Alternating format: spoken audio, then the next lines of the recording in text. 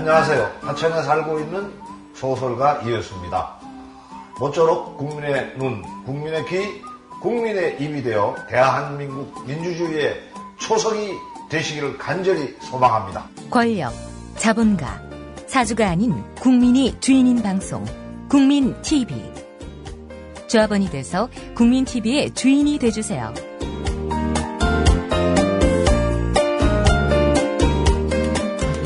포털 사이트에서 미디어 협동조합 국민TV를 검색하세요. 국민TV 화이팅!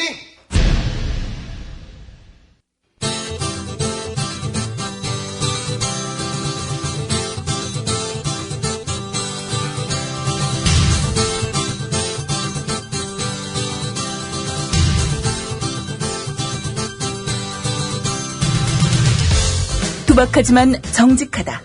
비평을 비평하는 남자 서영석. 그가 바라본 세상. 사설과 칼럼을 통해 오늘을 짚어본다. 서영석의 라디오 비평.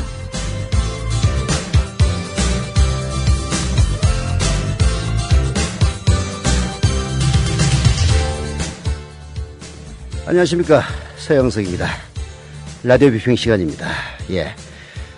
어제와 마찬가지로 오늘도 아프리카 TV를 통해서 생중계됩니다. 보이는 라디오죠. 아프리카 TV로 접속하셔서 서영석 혹은 라디오 비평을 검색하시면 볼 수 있습니다. 이거 봐봤자 뭐 똑같아요. 다만 이제 아직은 제가 서툴러서 여러분들의 그 뭐 대화라든지 이런 문제에 관여를 못하고 있는데 좀 익숙해지면은 이제 재밌게 한번 해보겠습니다. 조합은 배가 운동의 일환이기 때문에 청취하시는 분들 조합원 가입에 도 많은 관심 가져주시기를 부탁드립니다. 자, 라디오 비평 시작합니다. 함께하고 계신 방송은 정치평론가 서영석 미디어 협동조합 이사가 진행하는 라디오 비평입니다.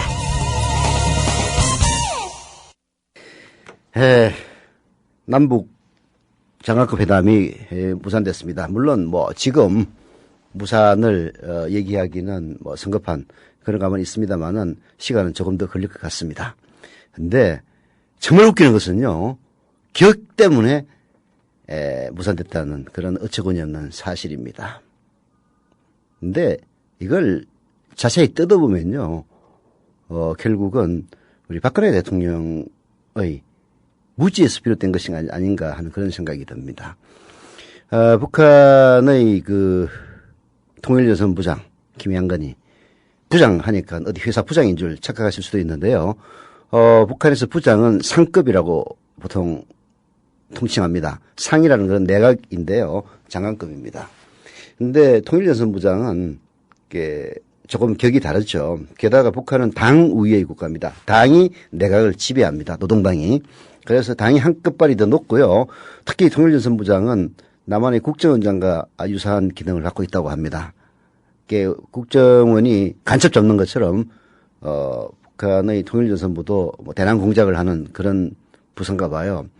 그래서 이제 전문가들은 김양건 통일여선 부장을 부총리급이라고 보통 얘기를 하고요. 실제 그동안에 있었던 무수한 남북 접촉에서도 북한의 그 통일여선 부장이 나오면은 최소한 국정원장과 통일부 장관이 같이 나가는 이런 식의 이 밸런스를 맞춰왔습니다. 그런데 갑자기 부장이 이제 뭐 김양건이가 나왔으면은 문제가 없는데 그 밑에 국장 보내니까 또 이게 정부 부처의 국장으로 착각을 하신 모양이에요. 북한은 체제가 다르기 때문에 뭐 조평통 서기국장이 차관급이라고 얘기를 장관급이라고 뭐 자칭을 하긴 합니다만은 그게 맞는지 틀리는지는 저희들로서는 알 수가 없죠. 예. 근데 이제 이런 직제상의 차이를 놓고 자존심 세울 일은 아닌 것 같아요. 아니, 남북 정상회담을 하는데 박근혜 대통령이 이럴 수도 있는 것 아닙니까? 우리는 대통령이 나가는데 저기는 위원장이 나오나? 야, 우리도 대통령 자문회 위원장 보내! 이럴 것 아닙니까? 참으로 걱정스러운 일입니다. 무식하면 용감하다고 했나요? 또 그게 말이에요. 일부 극우적 성향을 가진 사람들에게 환호를 받는다는 것도 문제입니다. 예. 참. 오늘은 그래서 다른 거 다 빼버리고 이와 관련된 경향신문과 한겨레신문의 사설을 소개해드리겠습니다. 당국회담 무산, 남이나 북이나 참 실망스럽다는 경향신문의 사설부터 소개해드리죠. 오늘 열릴 예정이던 남북 당국회담이 끝내 무산됐다. 남북이 어제 남측 수석대표와 북측 단장의 지위를 놓고 판문점에서 수차례 명단을 수정 제안하는 신경전 끝에 판을 깨고 만 것에 실망을 금할 수 없다. 뿔을 고치려다 소를 죽이고 만 형국이 됐다. 남과 북이 서로 지키려 했던 것이 자존심이건 명분이건 졸렬하게 짝이 없는 모양새를 결의와 세계에 내보낸 것이나 다름없다. 작은 것에서부터 조금씩 신뢰를 구축해 나가겠다던 박근혜 대통령의 신뢰 프로세스는 작은데 연연함으로써 갈 길을 잃었다. 파국에 처한 남북관계를 개선하자면서 북한이 지난 6일 내놓은 전격적인 회담제의 역시 빛이 발했다. 북측 단장으로 김양건 노동당 통일전선부장을, 남측 수석대표로 6일째 통일부 장관을 각각 고집했던 남북 모두 피장파장이다. 하지만 회담 무산의 더 큰 책임은 박근혜 정부에 있다고 하지 않을 수 없다. 네. 사실 양비론이 제일 편하죠. 북한 니들도 나쁜 놈이고 남측 니들도 옳은 놈은 아니다. 이렇게 얘기하는 게, 근데 제가 보기에는요, 박근혜 정부의 책임이 더 큽니다. 물론 남북한의 대화라는 것은 서로의 선의만을 가지고 대화하지는 않습니다. 자기의 이익 때문에 대화를 하는 것이고요. 거기에는 여러 가지 암수와 악의를 감추고 있는 거죠. 남한도 북한도 마찬가지입니다.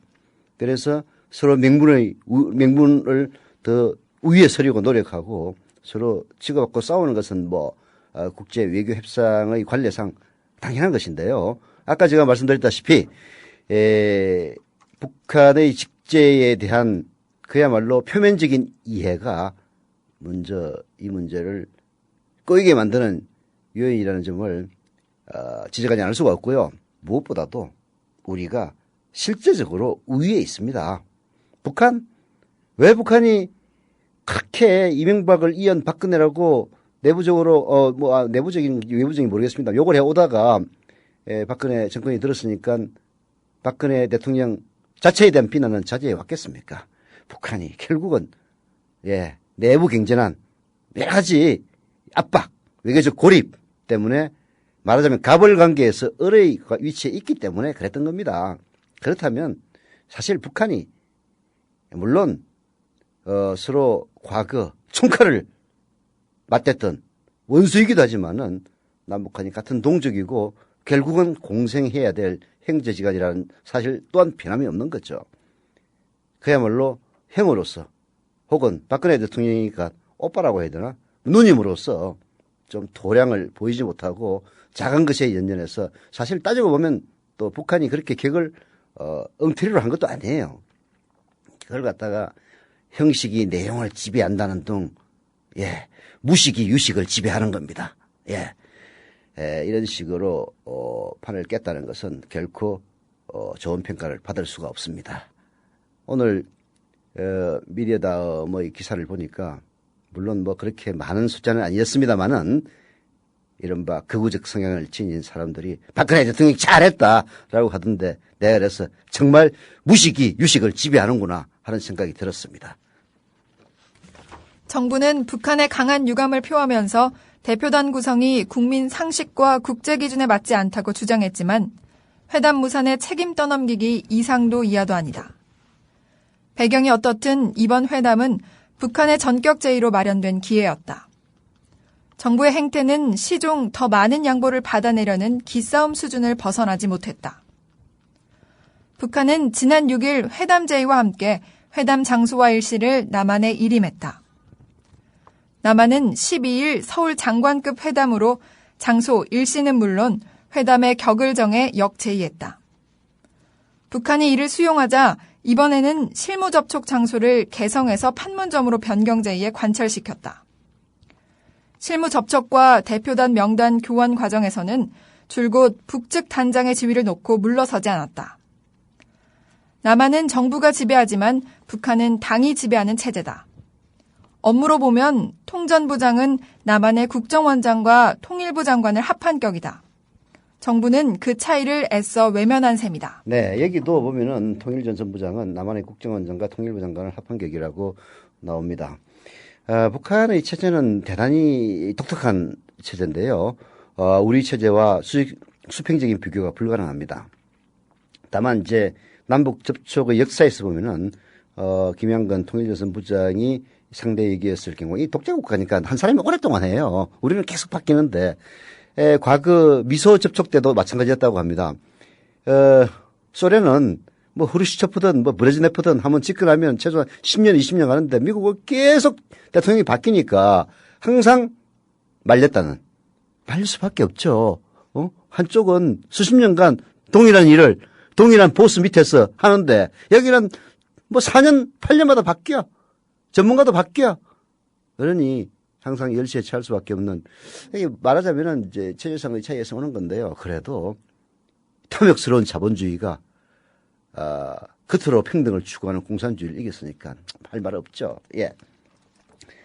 하여튼 이제 이번 그 경향신문의 사설에서도 쭉 읽어보면 나오지만은 북한이 양보하고 우리가 주장하는 이런 형식들이 계속 반복이 됐습니다. 과거 남북 접촉과는 다른 양상이었죠. 그만큼 북한이 다급하다는 증거입니다. 사실 쥐도요 궁지에 몰리면은 고양이 뭡니다. 몰아붙일 때 적당히 하세요. 정부는 북한에 대해 책임을 갖고 성의 있게 다시 대화에 호응해오길 바란다고 당부했지만 누워서 침뱉기다. 정부 스스로 성의 있게 임해왔는지 되돌아보길 바란다. 박근혜 정부가 대화의 끈을 다시 잇지 못한다면 이명박 정부보다 남북관계를 엉망으로 만들었다는 비난을 피할 수 없을 것이다. 북한 역시 회담제의 당시의 정신으로 되돌아가 회담 재개를 위한 노력을 다해야 할 것이다. 서로 한 발씩 물러서지 않는다면 상호 불신의 업보만 깊어질 뿐이다. 회담 무산 소식에 개성공단 입주 기업인들은 물론 수십만 이산 가족이 땅을 치고 있다. 남북 모두 그야말로 책임 있는 자세로 나설 것을 촉구한다. 네. 경향신문의 사설은 좀 무난하게 넘어가고 있습니다. 물론 이제 박근혜 대통령이 보면은 뭔 소리야! 라고 할 수준이지만은 이어서 소개해드릴 노래 듣고 오겠습니다만은 한겨레신문의 동일한 주제에 대한 사설인데요. 한 걸음 더 나가 있습니다.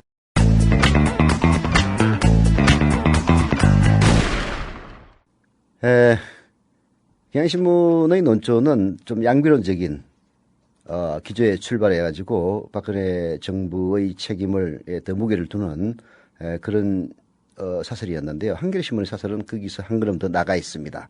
저는 한겨레신문의 사설이 오히려 더 진상에 가깝지 않나 하는 그런 생각이 드네요.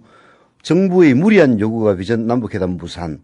역시 아까도 제가 늘상 말씀을 드렸습니다만 무식하면 용감한 거예요. 모르니까 자기가 엉터리 거짓말을 하고 있던 사실을 알면은 아무래도 목소리에 힘이 조금 빠지게 됩니다. 인간의 인사가 어쩔 수가 없죠. 물론 뻔뻔스러운 이명박 같은 사람이라면 또 모르겠습니다만은, 네. 그러나 사실을 알면은, 목에 힘이 들어갑니다. 목에 힘이 들어간 사설, 정부의 무리한 요구가 빚은 남북회담 무산, 한겨레 사설 소개해드리죠. 남북이 오늘부터 이틀 동안 서울에서 열기로 했던 고위급 당국 회담이 일단 무산됐다. 이유는 수석 대표의 격을 둘러싼 이견이다.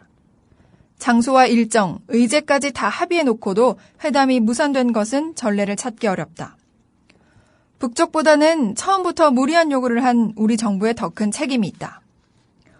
정부는 애초 장관급 회담을 하자고 한 직후 북쪽의 김양건 노동당 통일전선 부장이 수석 대표로 참석해야 한다는 뜻을 비췄다.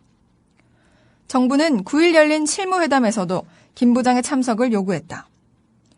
이 때문에 회담이 다음날 새벽까지 늦어지고 장관급 회담이라는 이름도 당국 회담으로 바뀌었다. 김 부장이 참석할 가능성이 보이지 않자 정부는 어제 통일부 차관을 수석 대표로 하는 명단을 북쪽에 전달했다. 조평통 서기국 국장을 수석 대표로 제시한 북쪽이 이를 받아들이지 않자 논의는 더 진행되지 못했다. 6년 만에 재개될 예정이었던 고위급 회담이 사실상 정부 스스로 만든 장애물에 걸려 좌초된 셈이다. 네. 제가 보기에는요, 통일부가 이런 사실을 몰라서, 이렇게 엇나간 거라고 보지는 않습니다. 사실, 이번 남북 간의 접촉은 제가 누누이 말씀드렸다시피 북한이 다급한 상황에서, 미중 회담에서도 한반도 비핵화를 강력하게 촉구하는 등 외교적으로 불리하고 또, 사실 개성공단이 중단하면서 실질적으로 북한 거기에 몇만 명의 북한 근로자들이 매달 뭐 100불 이상 받아가지 않았습니까? 100달러 이상. 그게 북한 당국의 외화주의였겠지도 했겠지만 또한 몇만 명이나 되는 그 북한 노동자들의 생명줄이기도 했단 말이에요. 물론 우리 중소기업인들도 개성공단에 입주한 중소기업들 죽을 마시죠.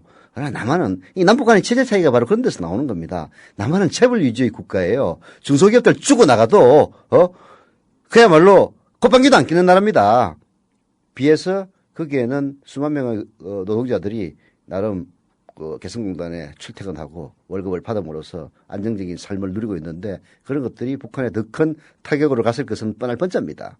그래서 회담 그 경과를 쭉 보면은 우리가 요구하면 북한이 수용하는 참 과거 남북 관계에서는 보기 어려웠던 그런 풍경을 연출하기도 했죠.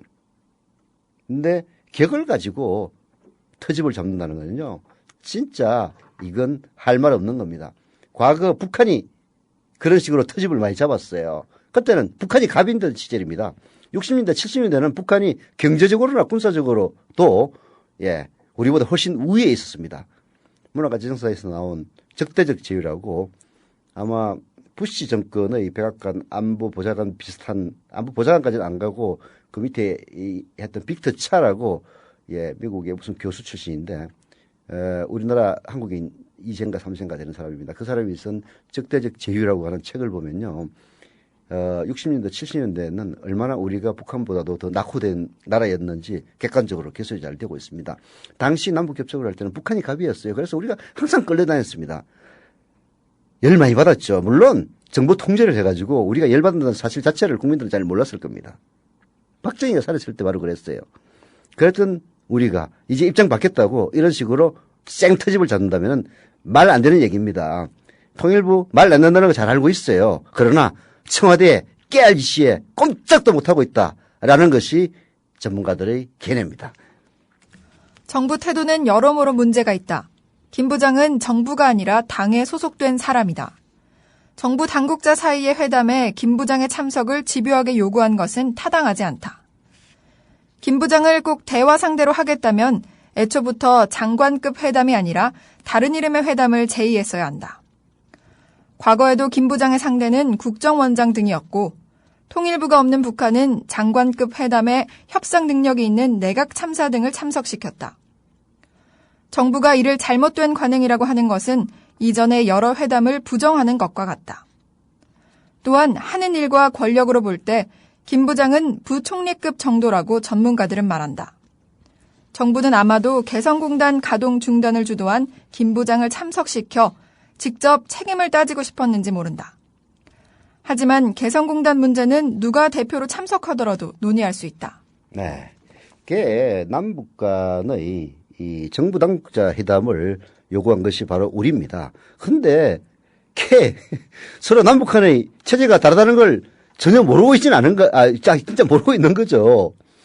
저쪽에서는 북한 노동당의 통일연선 부장을 요구를 한다는 것 자체도 타당하지 않다는 한겨레신문의 지적인데요. 맞는 얘기입니다. 그러면은 우리가 통일부 장관이 나간다면은 북한에서도 내각에 통일부 장관에 해당하는 그런 사람이 나오면 되는 거예요. 근데 북한 내각에는 통일부 장관에 해당하는 사람이 없습니다. 그래서 조팽통이 아마 등장하는 것 같은데요. 참나. 하여튼 계속 읽어봅시다. 지금 남북 관계는 수석 대표 문제로 끝까지 기싸움을 벌일 정도로 한가하지 않다. 개성공단 정상화가 빨리 이뤄지지 않으면 장기 폐쇄로 갈 가능성이 크다. 최근 관련국들이 활발하게 논의하고 있는 한반도 비핵화 노력도 영향을 받지 않을 수 없다. 남북 회담에서 직접 북한 핵 문제를 다루는 것은 아니지만 비핵화 대화의 동력을 만들어내는 구실을 할 수 있기 때문이다. 회담이 열리지 못한다면 남북 관계가 오히려 비핵화 대화의 걸림돌이 될 수도 있다. 과거 방식은 무조건 잘못이라고 해서는 남북 대화가 이뤄지기 어렵다. 정부가 말하는 신뢰와 원칙이라는 말이 이런 식으로 잘못 쓰여서는 안 된다. 정부는 이제라도 무리한 주장을 철회하고 해법을 찾기 바란다. 네, 이게 사실 이성적인 요청입니다. 근데 제가 보기에는 그런 것 같지 않아요. 이성이 지배하고 있는 것이 아니라 광기가 지배할 조짐을 보입니다. 사실 그 남북 간의 회담이라는 것은 남북한이 서로 필요에 의해서 하는 겁니다. 우리는 무엇보다도 개성공단에 입주한 많은 중소기업인들의 요구가 있습니다. 뭐 아시다시피 개성공단의 1인 근로자당 월 임금은 130달러인가요? 하여튼 100달러 수준입니다. 거의 뭐 아프리카를 제외하고는 가장 낮은 수준이 있죠. 게다가 북한 노동자들은 솜씨도 있습니다. 예. 같은 조건에 중국만 가더라도요, 한 200불 정도 임금을 줘야 돼요. 그래서 사실 우리가 신고 있는 뭐 양말 같은 거는요, 메이드 인 코리아라고 되어 있는 것은 100% 개성공단에서 나왔던 제품들입니다. 그 메이드 인 코리아는 우리나라 그 노동자들의 임금 수준이 높기 때문에 그 낮은 가격을 맞출 수가 없어요. 그래서 다 중국으로 가는 겁니다. 메이드 인 차이나가 되는 거죠. 근데 메이드 인 코리아라고 되어 있는 것은요, 100% 개성공단에서 나오는 겁니다. 여러분들 요즘 뭐 50대 60대 박근혜 대통령 지지하는 많은 그 놓친 애들 산에 가죠. 예. 네. 그래서 산에 가면은 행행색색에 브랜드 있는 저기 등산복 많이 입고 다닙니다. 그것도요, 대다수가 메이드 인 코리아라고 되어 있는 것들은요, 개성공단에서 다 나와요. 신발도 마찬가지고 등산도 마찬가지고. 그런 요구에 부응을 해줄 필요가 있습니다. 북한도 역시 마찬가지고요. 이런 서로의 필요에 의해서 회담이 이루어지는 것이라면, 게다가 국제 정세적으로도 이제 한반도 비핵화를 위한 미중 간의 대화를 출발로 또다시 육자회담과 유사한 체제로 할 수가 있습니다. 여기에 잘못하면요, 남한만, 우리만 낙동 오리알 될 수가 있습니다. 한반도의 운명을 결정하는 그 모임과 그 논의에 우리가 빠진다는 게 말이 되겠습니까? 이제 우리는 북한을 다독이고 말 듣지 않으면 회초리로 때리면서 끌고 갈 수 있을 만큼 성장을 했습니다. 거기에 걸맞는 도량도 보여야 할 때가 온 거죠. 때마침 이러한 시기에 박근혜 대통령과 우리나라의 보수우파가 집권하고 있다는 것은 어쩌면은 불행이면서도 또 다른 한편으로서는 행운이 될 수도 있게 그들이 자각하기를 빕니다. 안 되면 회초리로 때려야죠, 뭐.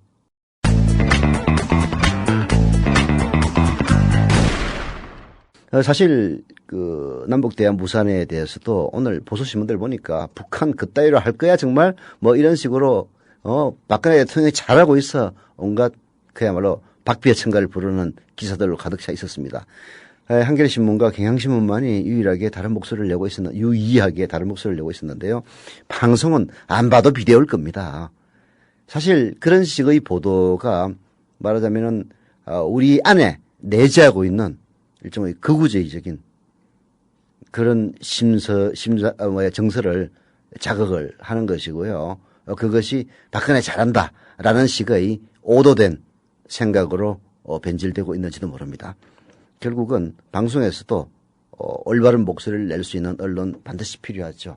미디어협동조합 국민TV가 바로 그런 역할을 하기 위해서 출발을 했고요. 지금은 좀 수도졌고 힘도 없어서 일단 라디오부터 시작하고 있는 겁니다. TV 방송 빨리 할 수 있는, 사실 TV 방송 못해가지고 아프리카에서 이런 거라도 한번 해보는 거예요. 사실 쪽팔리는 거죠. 예. 그러나 뭐 저는 기독교 신자는 아닙니다만은 출발은 미미했지만 너희 미래는 창대할 것입니다. 예. 마지막 소개할 때는 6명이 오늘도 소개할 수 있도록 가입을 부탁을 드리겠습니다. 자, 이번에는 원세훈에 대한 이야기로 넘어가죠. 어제 결국은 원세훈 신병 처리를 놓고 법무부와 박근혜의 대리인인 법무부 장관 황교안과 그리고 나름대로 공정한 검찰을 혹은 황골탈퇴한 검찰의 모습을 보이려고 하는 최동욱 검찰총장의 힘겨루기는 결국은 박근혜 대리인의 승리로 끝났습니다. 물론 형식적으로 선거법 위반, 혐의는 적용하되 불구속 수사라는 말도 안 되는 그런 절충점을 찾았는데요. 그 특별수사팀장이 어떤 신문과 인터뷰에서 온갖 압력과 압박을 받았다는 실토도 했습니다만은 최동욱 검찰총장이 꼭 참는 이유는 어떻게든 수사를 해서 성과를 보여주기 위해서 그렇게 해서 검찰이 바로 서는 모습을 보여주기 위해서 참고 있다는 식의 뉘앙스의 얘기를 하는 것을 들었습니다만은 원선이 같은 인간을 구속 안 하면 누구를 구속합니까? 한겨레신문의 사설 국기문란 범죄자를 불구속하면 누구를 구속하나 읽어보죠. 국정원의 대선 여론 조작 및 정치 개입 의혹 사건과 관련해 원세훈 전 국정원장과 김용판 전 서울경찰청장을 불구속 기소하기로 한 것은 청와대와 법무부의 정치 논리에 검찰의 법 논리가 졌다는 뜻이다. 일부에선 황교안 법무부 장관의 반대를 뚫고 선거법 위반죄를 관철한 것에 의미를 부여하는 모양이나 그 정도 죄질의 사안에 구속영장 청구를 포기했다는 건 어떤 이유로도 이해하기 힘들다. 어떤 이유로도 이해하기 힘들죠. 사실 원세훈의 범죄 행위는 국기문란 행위입니다. 우리가 세금을 내가지고요. 그리고 예산을 쓰는 것은 특정한 정파를 위해서 쓰는 게 아닙니다. 대통령이 당선될 때는 특정한 정파의 지지를 받아서 당선되는 거지만은 일단 당선된 이후에는 절대로 중립을 지켜야 되는 이유는 대통령의 행위는 예산이 뒷받침되고 그 예산은 자기를 지지했던 사람만이 아니라 지지하지 않았던 사람들의 세금에서도 역시 돈이 나오는 것이기 때문입니다. 국정원 비공식적으로 연간 초단위의 예산을 쓰고 있습니다. 그런 거대한 조직 국정원 7급 공채로 뽑아요. 요즘 7급 시험 얼마나 어렵습니까? 수백 대의 경쟁률을 뚫고 온 엘리트 요원들입니다. 그런 국정원이라는 조직을 특정 정당, 특정 후보, 새누리당과 박근혜 대통령이죠. 의 당선을 위해서 국정원 조직을 이용했다는 것은 그야말로 이거는 관건 선거의 전행이고요. 국기를 문란시킨 행위입니다. 이런 인간을 집어넣지 않는다면 도대체 누구를 집어넣는단 말입니까? 최동욱 검찰총장. 어쩔 수 없어 타협을 했다라고 얘기를 하고 이 사설에서도 얘기하듯이 황교안의 간교한 반대를 뚫고 선거법 위반죄를 관철하는 데 의미를 부여한다고 하는 사람들도 있는 모양인데요. 이런 인간에게 구속영장 청구를 포기했다는 건 정말 이해하기 어려운 일입니다.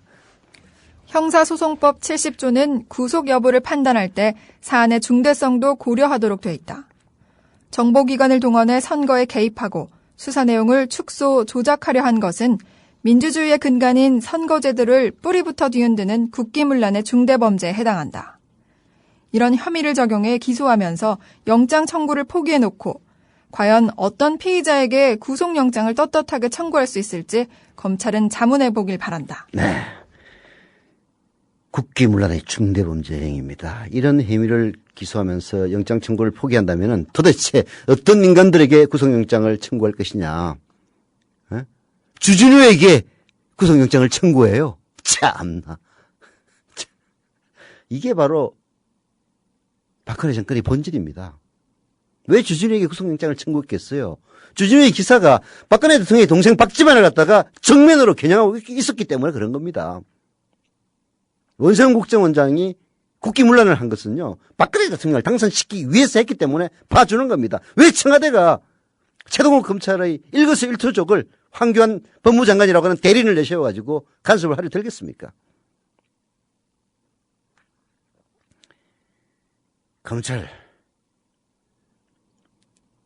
국민의 여론과 지지를 받고도 관철하지 못한 검찰에게도 큰 책임은 있습니다만, 그러나 그걸 좌절시킨 청와대와 황교안은 길이 역사의 주인이 될 겁니다.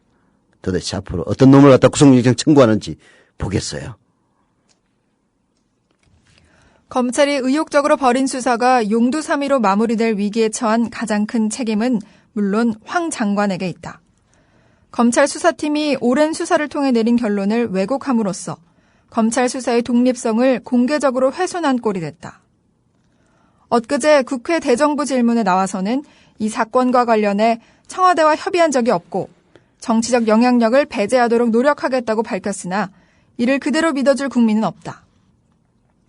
원세훈 전 국정원장이 정기적으로 해온 지시 내용과 심리정보단을 통한 정치 댓글 활동 등은 선거에 영향을 미치려는 행동으로 볼 수밖에 없음에도 선거법 적용에 반대한 황 장관의 애초 주장은 법 논리에 따른 것으로 보기 어렵다. 박근혜 대통령과 청와대를 의식한 과잉 충성이 결국 기괴한 수사 결론을 만들어낸 셈이다. 네. 황교안 진짜 보면요. 정말 좀 골 때리는 장관입니다. 이런 장관 앞으로 나오기 힘들 겁니다. 그래도 어느 정도 자기 체면은 차렸어요. 일국의 장관이라면. 이거는 뭐 아예 대놓고 빨아주는 장관입니다. 정말 참 이런 한겨신문의 사설이 제대로 지적하고 있으니까 제가 한번 읽어드릴게요. 지휘권 발동을 둘러싸고 그가 보여온 이중적 형태는 앞으로도 검찰에 상당한 부담을 주게 될 것이다.